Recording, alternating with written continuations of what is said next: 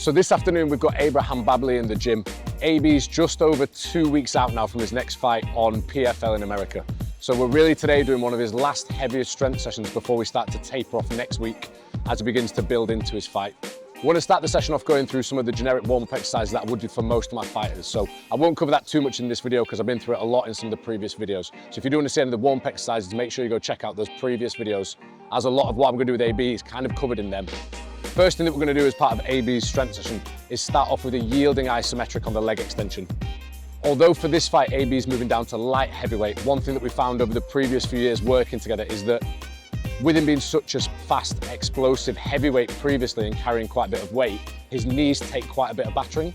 And that means that in previous camps, he has built up a few little knee niggles.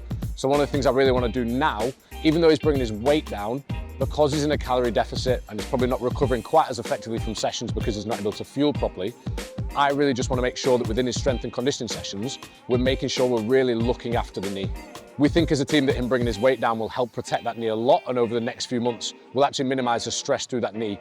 But part of this camp really is just making sure that that cut down from heavyweight to light heavyweight goes as smoothly as possible. And part of that is just trying to keep him as robust as possible as well, knowing that he's getting less fueling.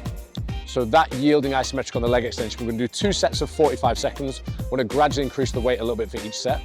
But that's really just to load up the tendons around his knee and just make the musculature around the knee a little bit warmer and kind of better prepared for the rest of the session, so that when we go into it, it's just a little bit more ready to train. After the leg extension, we're then going to go into an overcoming isometric squat. We're going to do this single leg, and I've used this as a bit of a screening tool for AB throughout this camp because he has that history of knee issues. And whenever he starts sparring and his trainer begins to spike, sometimes that begins to kind of pop back up and we get those like re-niggling of his knee. The isometric squat really gives me a good measure each week of just how able he is to put through a lot of force through that knee. It gives me a real idea of that knee's function before we go into the training session. So throughout this camp, putting him on the force plates, doing that overcoming isometric has given me an idea of just how guarded he is around that knee, just how much his body's allowing him to express force within that knee. And then I can make some little last minute adjustments to his program should I need to. So in previous weeks, that's meant taking out some of the jumps and plyometrics that we were meant to do because the asymmetry between sides had increased quite a bit, which was showing me that his knee was a bit sensitive to loading on that day. Now, we've not actually got any plyometrics or anything to do today, but I'm still going to do that overcoming isometric because it's going to give me a little bit of a guide to one, how AB's knee is coming into today's session, but also it's a really good indicator just as to how his strength is progressing over the course of this camp as well. Even though AB is a really big, strong, fast, powerful heavyweight, soon to be light heavyweight, through any previous testing that I've done with him, the area of development that he's required the most has actually been less around his speed and power development and much more around maximal strength. So that overcoming isometric squat gives me an opportunity to really just also measure, are we seeing changes in his isometric strength through his lower limbs over the course of the camp. After the isometric squat, we're going to go into a drop catch inverted row.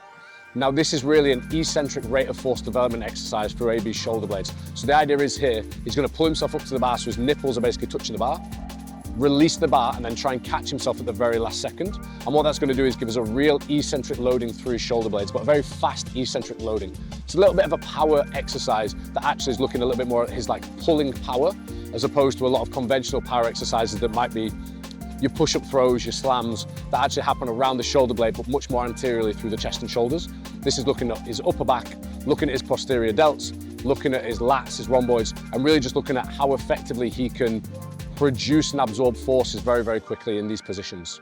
Then we're going to come on to one of AB's most hated exercises, which is a Romanian deadlift on the K-box. Throughout the course of this camp, we've done a lot more posterior chain loading with AB than we have necessarily loading up through his quads and through his knees. Again, purely with the idea that we're just trying to offset how much load is going through that knee, knowing it's an area that's a bit sensitive to changes in load throughout the camp. So to offset that a little bit within his camp, we started off doing a lot of single leg hinging, we then built into some heavy Romanian deadlifts. And now we're going to come on to the K-box in this kind of end of camp to really look at one, increasing the eccentric load. The beauty with the K-box is the harder the AB is going to pull on that K-box, it's going to start to pull him harder towards the floor, and that's going to increase the eccentric load through his hamstrings, through his posterior chain. So it's a really effective way to try and build strength through that posterior chain. Because we're stronger eccentrically, so when our muscles are lengthening and when they're shortening, it's often quite a hard area to really try and train and develop.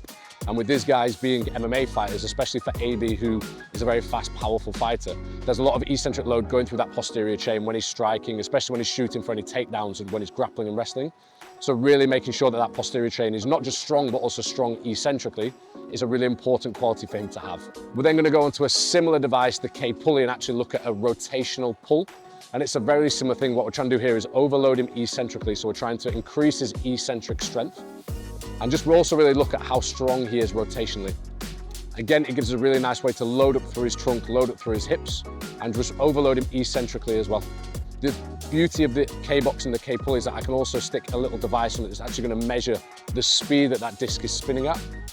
And that means that every time AB is doing any repetition, he's trying to beat a previous score. So this is just really going to help drive the intent within that exercise as well, and probably get a little bit more back from every single rep than if that device wasn't there.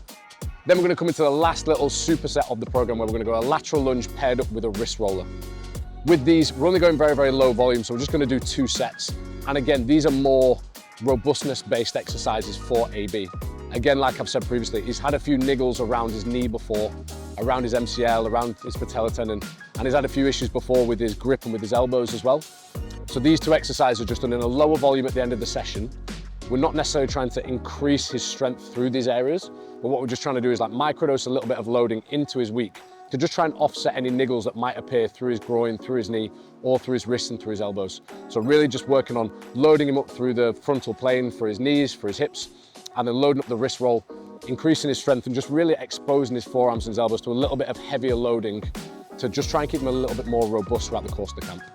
As always, I hope you really enjoyed the video and it was enjoyable seeing a bit of a snapshot into how these guys are training in the gym and what they're doing week to week. If you've got any comments or any feedback you'd like to give, or even any future videos that you'd like to see, please make sure that you drop it down in the comments below, and I'll see you in future videos.